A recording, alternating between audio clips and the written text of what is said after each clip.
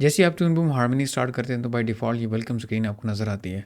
इस welcome screen को disable और इनेबल करना इस वीडियो में हम सीखते हैं। तो ये एक ऑप्शन होता है यहाँ पे, इसको अगर आप चेक कर दें तो ये दोबारा स्क्रीन आपको नज़र नहीं आएगी। फॉर एग्ज़ाम्पल हम करके देखते हैं, ये डिफ़ॉल्ट नेम ही है, मैं इसको क्रिएट सीन पे क्लिक कर दिया और हमारे पास ये सीन खुल के आ गया। मैंने इसमें कोई काम करना नहीं है, मैं इसको दोबारा क्लोज़ कर देता हूँ। ये मुझसे पूछ रहा है कि सेव करूँ, नो, डिस्कार्ड कर दिया मैंने और ये मेरा ट्यून बूम हार्मनी बिल्कुल बंद हो गया।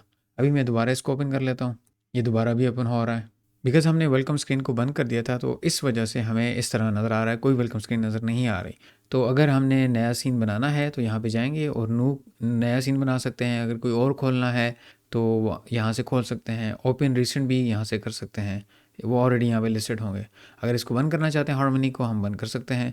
अगर मैं चाहता हूँ कि दोबारा स्क्रीन, वेलकम स्क्रीन दोबारा मुझे विजिबल हो जाए तो इसके लिए मैं जाऊँगा हेल्प में और यहाँ पे शो वेलकम स्क्रीन भी करूँगा और ये ऑप्शन जो मैंने डिसेबल किया था इसको दोबारा इनेबल कर दूँगा। इनेबल करके मैं अगेन इसको लेट्स से यहाँ से यही दोबारा सीन क्रिएट करना चाहता हूँ तो क्रिएट सीन डिफ़ॉल्ट सेटिंग जो भी थी उसके साथ मैंने इसको दोबारा कर दिया और ये देखें आपके सामने इंटरफेस खुल के आ चुका है। अगर tune boom harmony already open हो तो हेल्प मेनू में जाके आप यहाँ से भी शो वेलकम स्क्रीन करके इसको चेक और अनचेक कर सकते हैं। तो ये आपकी मर्ज़ी है कि आप ट्यून बूम हार्मनी में वेलकम स्क्रीन को ऑन करते हैं या ऑफ़ करते हैं, जैसे आपको सूट करे। आज की इस वीडियो में हमने देख लिया कि ट्यून बूम हार्मनी में हम किस तरह वेलकम स्क्रीन को इनेबल और डिसेबल कर सकते हैं। नेक्स्ट वीडियो में हम ये देखने जा रहे हैं कि हम वेलकम स्क्रीन के अलावा सीन कैसे क्रिएट कर सकते हैं ट्यून बूम हार्मनी में। तो मिलते हैं नेक्स्ट वीडियो में।